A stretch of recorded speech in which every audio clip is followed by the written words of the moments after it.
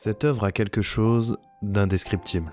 Elle est arrivée comme un ovni dans le monde du manga et s'est tout de suite imposée chez les plus grands. À l'heure où je vous parle, Frieren est environ le 80e manga au classement des mangas les plus vendus de tous les temps, et avant sa saison 2, et malgré de nombreuses pauses des auteurs pour des problèmes de santé. Bref, le potentiel est infini, à l'image du temps, notion inéluctable qui traverse cette œuvre fantastique. Et si je vous disais que le titre de Frieren avait un double sens que pas mal de personnes qui ne comprennent pas le japonais ignorent. Et si je vous disais que rien qu'en analysant et en détaillant ces deux aspects, on comprend déjà tout le talent d'écriture hors norme derrière cette œuvre qui m'a beaucoup touché. Frieren raconte l'histoire d'une elfe plurimillénaire du même nom qui, dès le début de l'œuvre, revient avec ses 3 compagnons d'armes d'une aventure de 10 ans à l'issue de laquelle ils se sont débarrassés du roi démon. Les 4 aventuriers, Frieren l'elfe, Aizen le nain, Aether le prêtre et enfin Himmel le brave, le héros, sont adoubés par le peuple. S'ensuit alors une fête pour célébrer la libération et la soirée se clôt sur une magnifique pluie de météores, phénomène naturel apparaissant une fois tous les 50 ans. Les amis se font la promesse de se revoir à la prochaine pluie de météores 50 ans plus tard, seulement les compagnons de Frieren seront marqués par le passage du temps.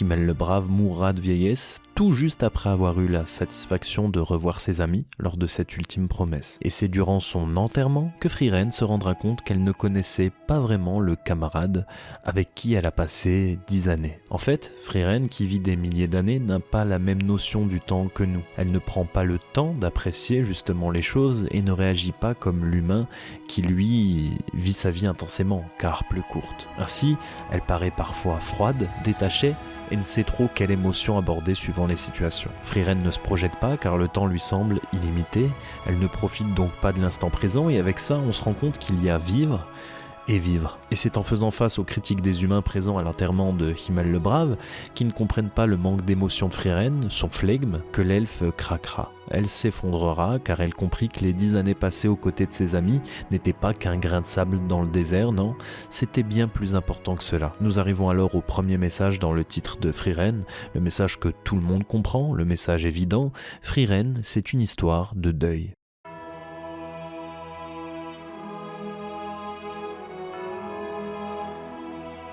Et c'est assez osé de proposer une histoire comme ça dans un magazine de prépublication pour collégiens. Parce que oui, Frieren est prépublié dans le Weekly Shonen Sunday, l'hebdomadaire le moins en vogue peut-être si l'on compare avec le Jump de chez Shueisha ou le Weekly Shonen Mag de Kodansha. Pourtant, Frieren permettra au Weekly Shonen Sunday de concurrencer des cadors du Jump, comme Jujutsu Kaisen ou Kimetsu no Yaiba, et c'est même le premier manga à faire autant sensation dans le Weekly Shonen Sunday, sans pour autant provenir d'un de leurs 3 auteurs phares, les plus populaires, le Big 3 comme on dit, avec Mitsuru Adachi, connu pour Touch, Mix, etc., Rumiko Takahashi, avec Inuyasha, Ranma 1/2, Maison Ikkoku, et Gosho Aoyama, avec notamment Détective Conan. Et bien Frieren, c'est l'opportunité pour apporter un vent de fraîcheur et lutter avec une œuvre contemporaine avec tous les mangas cités précédemment chez les concurrents. Mais venons-en au titre de l'œuvre, il a été trouvé par le rédacteur en chef du magazine et il est très évocateur, So no Frieren. C'est écrit avec 2 kanji, un qui représente les funérailles et le second qui correspond à un verbe de mouvement. En outre, cela signifie le fait de faire ses adieux à un défunt, d'accompagner un cortège funèbre. C'est littéralement Frieren qui fait ses adieux à ses compagnons d'antan. Parce que c'est ça l'histoire de Frieren. L'histoire débute à la fin, comme si vous allumiez un jeu mais que le boss final est déjà vaincu et qu'il ne vous restait qu'à refaire des quêtes annexes afin de le platiner réellement à 100%. Et toujours dans le thème du deuil, le titre international Beyond Journey's End, désolé pour l'anglais, signifie au-delà de la fin du voyage, et peut-être encore plus évocateur. Ici, on comprend que l'on débute l'histoire par la fin, mais qu'on va quand même continuer, parce que Frieren va chercher quelque chose après la fin, aidé par des bribes du passé qui lui reviendront lors de chaque action du quotidien. Parce que pour accompagner son deuil, Frieren sera aidé de 2 nouveaux camarades, tous 2 élèves justement de ses anciens compagnons d'armes, et c'est en quelque sorte une manière de perpétuer les souvenirs de son premier voyage. Une manière, comme le dit Frieren, de retracer le chemin parcouru avec Himmel et les autres avant que leurs souvenirs ne s'estompent. D'ailleurs, la relation de Frieren et de ses 2 nouveaux compagnons est très intéressante et fut un point d'attention particulier lors de la réalisation de l'anime. par le staff donc. En réalité, les camarades actuels de Frieren sont dans la même situation que cette dernière. Ils sont en recherche d'identité, ce qui est normal pour deux jeunes adultes. D'un côté, nous avons Fern, qui n'a jamais connu personne d'autre que son vieux maître, très âgé, et donc son duo avec Stark, qui lui aussi n'a pas vraiment connu d'enfant de son âge, mis à part son vieux maître âgé, est juste génial. Cela nous donne donc Frieren, plus deux jeunes personnes qui découvrent la vie, et c'est drôle car ils ne savent pas forcément comment réagir les uns face aux autres. Fern par exemple se disputera souvent avec Stark, car il ne comprend pas les sentiments de la demoiselle, et inversement. Et cela donne un peu plus de responsabilité à Frieren, qui dans son ancien groupe était plutôt celle complètement déconnectée de la réalité, qui ne comprenait pas vraiment l'autre, ou plutôt ne prenait pas forcément la peine de comprendre les autres. Il y a des chapitres qui semblent anodins, où Frieren recherche un cadeau, mais pourtant on dit que le cadeau est un acte et un moment spécifique dans une relation humaine, et qu'il demande du temps et de l'écoute. Alors, ces moments du quotidien où nos aventuriers s'intéressent à ce qui pourrait faire plaisir à l'autre ne sont pas inutiles, bien au contraire. Ils participent pleinement au développement de nos protagonistes qui sont en pleine découverte d'empathie et de toute autre émotion liée au social. Et c'est là où la narration de Kanehito Yamada, le scénariste, est géniale. Il reprendra les codes de son précédent manga, Bochi Hakase Torobot Choujo, où il y développe son personnage principal et explique ses actions du présent grâce à des mini-flashbacks du passé qu'il insère régulièrement au sein de chaque chapitre. Et c'est ce qu'il fera régulièrement pour Frieren, qui à chaque épisode se rappellera les dires de ses anciens camarades, expliquant ses actions actuelles. C'est une narration qui convoque un sentiment de nostalgie et qui fonctionne à merveille pour Frieren. C'est d'ailleurs via ce procédé que Frieren effectuera une partie de son deuil, notamment via les nombreux souvenirs de Himmel le Brave. Ce compagnon de Frieren, ce héros valeureux qui à ses côtés a sauvé le monde, est en vérité la figure centrale de l'histoire de l'œuvre. C'est lui le véritable héros et protagoniste du manga, sauf qu'il est mort dès le début et à la place, on a Frieren, une protagoniste sans ambition. Et c'est tout le paradoxe de ce manga. Et Himmel le précisera, s'il sauve des gens, c'est aussi pour que l'on se souvienne de lui. Et ça pose également la question de l'oubli. C'est là où Frieren touche peut-être plus les adultes et fait intervenir un autre degré de lecture. Si les adolescents qui lisent principalement le Jump ne pensent pas encore à ce que l'on retiendra d'eux après leur mort, ou pire, si l'on se souviendra d'eux après leur mort, eh bien c'est une réflexion parfaitement normale à partir d'un certain âge. D'ailleurs, encore une fois, dans le précédent manga de Kanehito Yamada, le personnage principal déclare à un moment que rien de bon n'arrive quand on fronce les sourcils, et il déclare aussi que courir après un rêve fait de nous quelqu'un qui sourit. Et dans une histoire épisodique de ce précédent manga, on a à un moment une fille qui a pour rêve de trouver son rêve.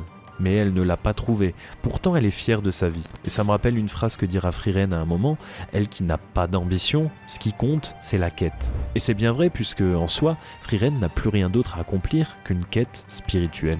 Et c'est pour ça que Frieren, c'est l'histoire d'un monde en paix, et pas forcément ponctué par de grands événements. Souvent dans les mangas, on débarque dans un monde où il se passe peu de choses, et à l'instant où nous abordons l'univers, comme par hasard, toute la prophétie se met en place, et chaque jour devient plus délirant que le précédent. Dans Frieren, c'est l'inverse. Le summum est passé. On prend le temps d'apprécier les temps morts.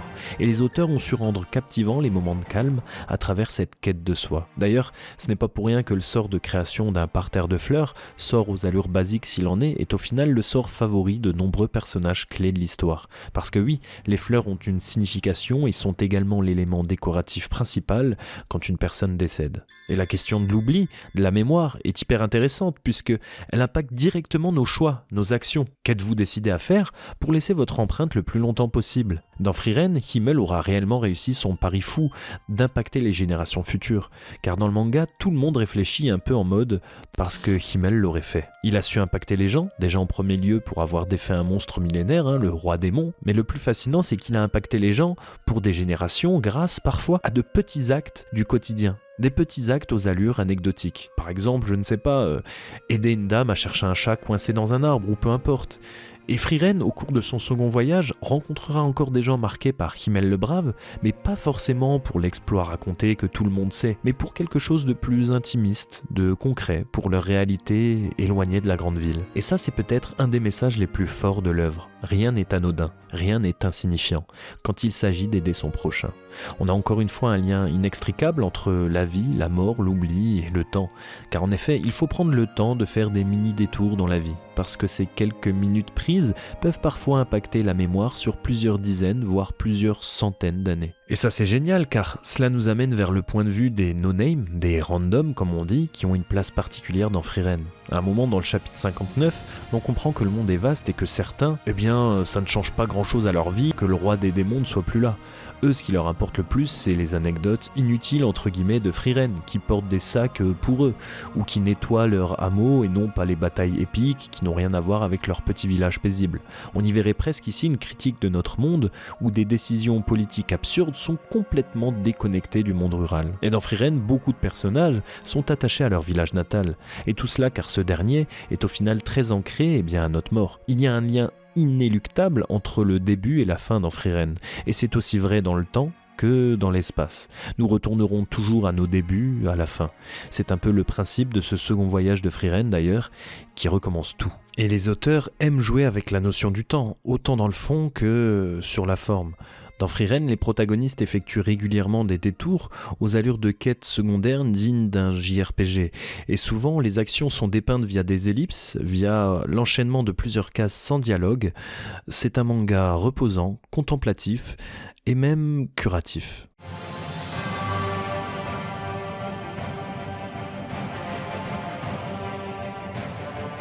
On arrive alors au deuxième sens caché derrière le titre So no Frieren. Je vous disais que ça signifiait accompagner un défunt. Eh bien, l'autre sens caché de So est plutôt apporter la mort, tuer quoi. On a donc non plus un verbe passif avec l'accompagnement, mais un verbe plus actif avec le fait de donner la mort. Donc le second verbe de mouvement peut être interprété de plusieurs manières. Et c'est ça, le deuxième sens, Frieren la fossoyeuse.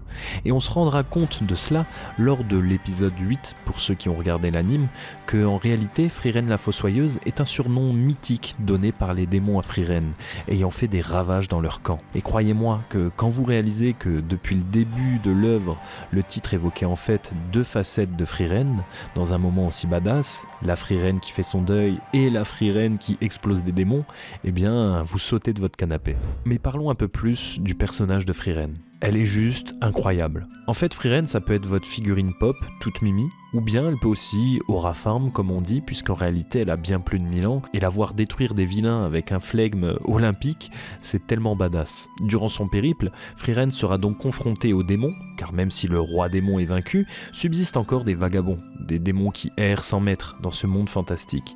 Et cette dernière race n'est pas juste mise ici pour justifier des antagonistes, non. À travers le développement des relations humaines, les elfes et les démons ont une logique et une cohérence aussi. Et les différences entre les races s'observent encore mieux à travers la mort. L'éditeur du manga, Ogura-san, disait lors d'une interview « Je crois que l'un des objectifs était de montrer avec justesse que la mort est une réalité universelle. » Et sans mauvais jeu de mots, c'est diaboliquement vrai. Dans Frieren, les humains vivent peu, mais donc intensément. De fait, des génies peuvent naître, et dans de très rares cas, concurrencer les démons, à l'instar de la professeure de Frieren. Mais les démons, eux, n'éprouvent pas de lien affectif, hormis la loi du plus fort. Ainsi, ils ne pleurent pas leur mort, mais pourtant, quand ils sont confrontés eux-mêmes à la mort, via leur propre personne, ils sont un peu comme une bête sauvage, prêts à tout, et même à n'importe quoi pour survivre.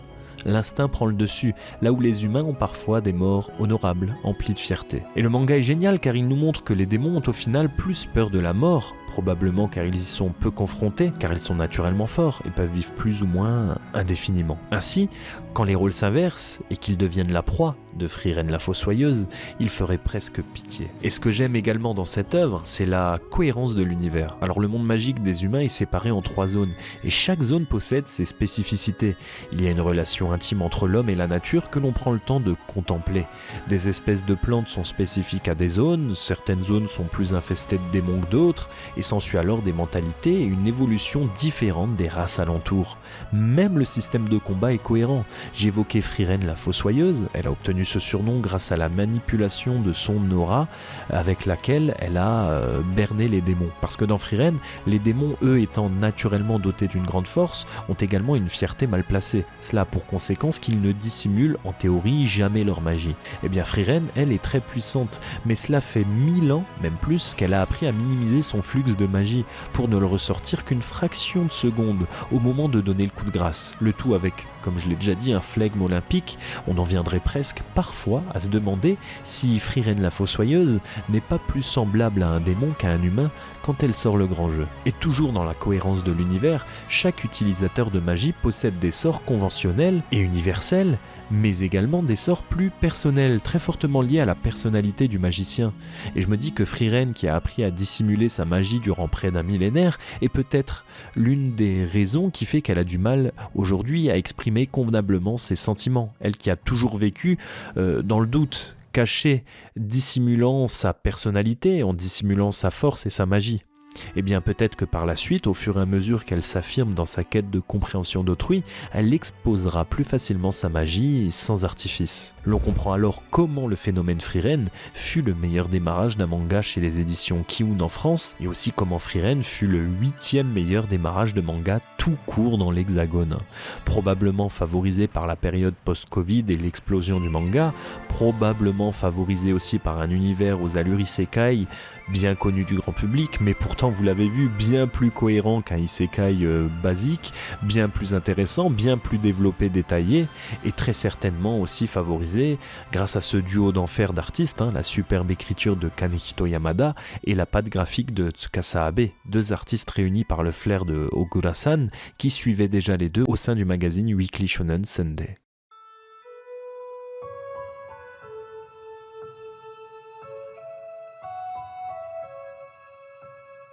Pour terminer, Frieren a bénéficié d'un anime qui frôle la perfection avec une très bonne opération du studio Madhouse.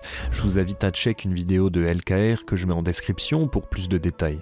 Mais personnellement, j'ajouterais que les scènes d'action sont une réelle plus-value pour le coup, car c'est peut-être le point faible du manga. Le découpage durant les combats est limité, c'est assez statique et où souvent les personnages sont représentés en mêlée sur une case. L'anime lui a pris le temps de développer des scènes qui paraissent anodines en faisant quelque chose d'incroyable. Je repense à la scène de Stark contre le dragon qui est époustouflante, Frieren contre Aura, Frieren contre Frieren vers la fin de la saison 1, etc., etc. Mais il y a aussi la composition. Et le compositeur des musiques, Evan Cole, est un passionné américain, me semble-t-il, qui vit de sa passion et s'est installé au Japon.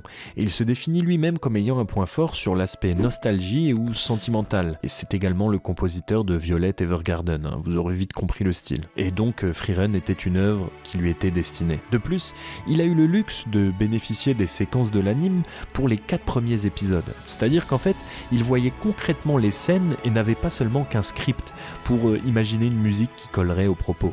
C'est un procédé que l'on nomme le film scored et ce privilège fut probablement rendu possible car l'anime a démarré en grande pompe avec justement dès le début un épisode spécial de quasiment 2 heures qui regroupait les 4 premiers épisodes. Le tout sur une chaîne et un créneau horaire destiné à des œuvres monstrueuses de la Japanimation où les derniers films de Détective Conan sont diffusés. C'est dire déjà les espoirs qui étaient placés en Frieren dès le départ, même au Japon. Tout ça pour dire que Evan Cole, pour revenir sur lui, a pu constater le chef-d'œuvre et a été très ému quand Frieren et ses premiers compagnons d'armes se revoient pour leur promesse de la pluie d'étoiles 50 ans après la première fois, rappelez-vous. Et cela nous aura offert une des BGM les plus émouvantes de la Japanimation, je pense, une BGM dont il dévoile tous les secrets dans une vidéo YouTube. Et derrière cette composition qui emprunte au folklore médiéval à travers des instruments spécifiques comme la cornemuse irlandaise ou le dulcimer, se cache un message peut-être fantastique. Himmel a peut-être anticipé le fait que Frieren comprendra plus tard que tous les moments vécus avec lui ne l'étaient pas à sens unique. Peut-être qu'elle aussi s'est amusée, peut-être qu'elle aussi a appris, et peut-être qu'elle aussi était amoureuse. Mais ça, elle va s'en rendre compte. Cependant, il ne peut pas l'évoquer maintenant, ce serait maladroit de sa part. Et puis, ce n'est plus le bon moment, il sait qu'il n'en a plus pour longtemps, c'est ça qui est dramatique mais beau à la fois. Himmel ici vit d'une certaine manière un amour en décalé, via une vision d'avenir où il se représente, où il espère, et reste fier jusqu'au bout. Certains fans d'ailleurs pensent, et espèrent comme moi, que comme le manga débute toujours les chapitres par X années après la mort de Himmel le Brave, eh bien peut-être, je dis bien peut-être, que le manga se terminera par 50 ans après la mort de Himmel le Brave, et donc nous reviendrons le jour d'une nouvelle pluie de météores, et là, peut-être que Frieren aura retrouvé l'âme de son bien-aimé au royaume d'Aurora pour lui dire qu'elle l'a compris, désormais elle peut lui dire réellement qu'elle l'aime, elle aussi.